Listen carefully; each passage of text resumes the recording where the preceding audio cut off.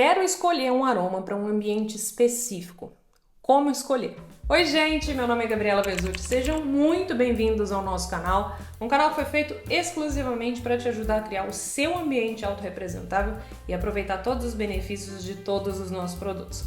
Bom, nesse vídeo eu quero falar com você, quero trazer algumas dicas para que você consiga escolher o melhor tipo de aroma para determinados tipos de ambiente. E por que isso é importante? Existem alguns estudos que falam sobre a importância, o impacto do aroma dentro de um determinado ambiente ou para o ser humano em geral.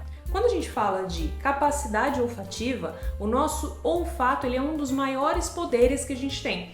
Justamente porque o aroma ele tem o poder, por exemplo, de te remeter a uma memória. E aí, por exemplo, quando você sente um cheiro de um bolo que a sua mãe fazia na sua infância, você não vai lembrar da sua infância no geral. Você vai lembrar daquele bolo e muito provavelmente você vai lembrar de um determinado momento da sua vida. Então você vai lembrar inclusive até a roupa que você estava naquele momento.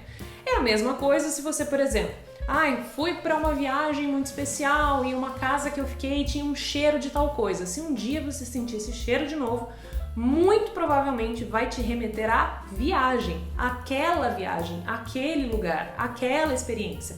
Então, o olfato, ele tem sim essa capacidade de te marcar com muito mais facilidade. Por que isso acontece? Porque o nosso cérebro ele é composto por algumas partezinhas que fazem a identificação de determinados aromas. E a parte que identifica o aroma no nosso cérebro está muito próximo de uma parte que é responsável pelos nossos sentimentos, pelas nossas emoções.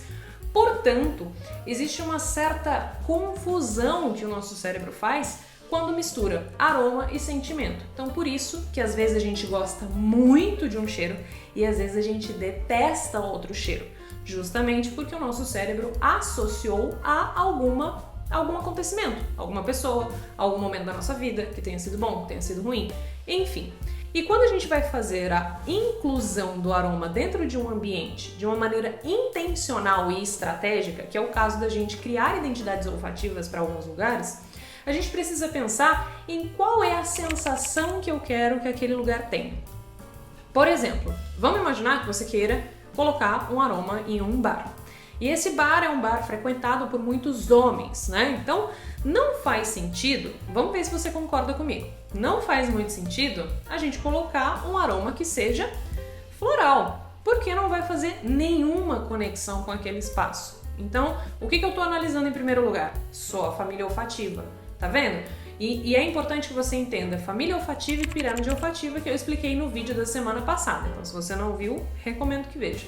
Mas essa é a diferença. Então, primeiro a gente vai pensar na família olfativa, a gente vai pensar no macro, na primeira decisão, tá? Então, quero colocar um aroma num bar frequentado por homens, preferencialmente vamos colocar aromas que sejam remetidos à figura masculina, que geralmente é o quê?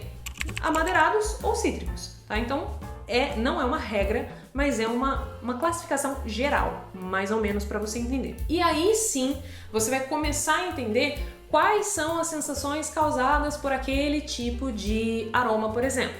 Imagina que você tenha o bar, esse bar seja frequentado por homens, mas esse bar ele tenha algumas plantas espalhadas como decoração, por exemplo. O que a gente pode fazer? Já que é um bar frequentado por homens, eu posso simplesmente colocar um aroma que seja amadeirado e que ao mesmo tempo tenha um pouco de cítrico. E aí nesse caso, o que a gente pode optar? Vou até pegar para você. Peguei a vela para ficar mais fácil. Cascas e folhas. Por quê? Vou até colar aqui para você ver. Quando a gente analisa a descrição olfativa do cascas e folhas, a gente tem o quê?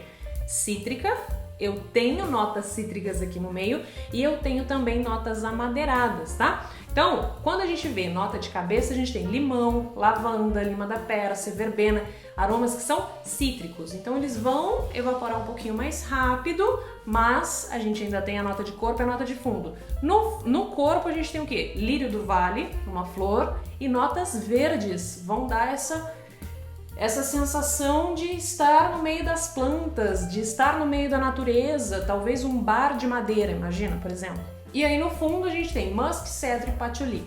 Patchouli é maravilhoso, maravilhoso. Para quem conhece o aroma de patchouli, sabe o que eu tô falando. Mas aí, nesse caso, a gente constrói a identidade deste bar com base na decoração, com base na estrutura.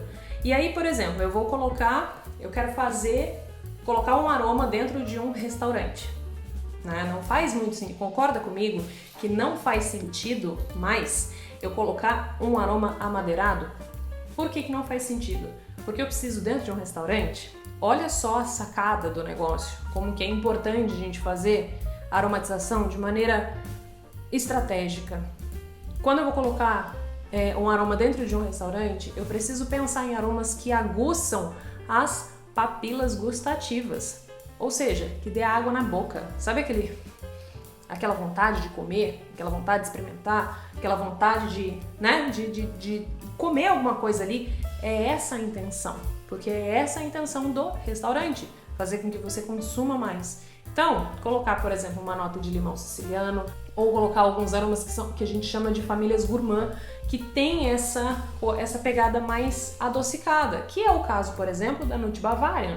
Né? A Nut Bavarian, ela tem o aroma dela, que é um aroma mais adocicado, ele puxa ali para baunilha, para um caramelizado e você sente o desejo de comer, mas é uma coisa inconsciente. Você sente aquele cheiro e dá vontade, né? Então, quando você já sente essa vontade, quando você percebe que o seu cliente está tendo exatamente a reação que você queria que ele tivesse, quando você colocou aquele aroma naquele lugar, você pode ter certeza que a sua aromatização foi feita com muito sucesso, com muito bom gosto e de uma maneira muito assertiva, tá? Ou é fazendo com que o seu cliente tenha a sensação que você queria, ou é alguém te perguntando assim, onde você comprou? Você não tem para vender? Eu queria muito o cheiro daqui. Se o seu cliente falar isso, pode ter certeza que você fez certo do começo ao fim. Bom, esse vídeo foi um vídeo um pouco mais explicativo para que você entenda um pouco mais sobre a família olfativa em si, a estrutura olfativa, quais são os benefícios e como usar a aromatização a nosso favor, a favor do nosso negócio. Então, se ficou alguma dúvida, deixa aqui pra mim nos comentários que eu vou tirar todas elas e a gente se encontra no vídeo que vem. Eu vou ficando por aqui, um beijo pra vocês e até mais!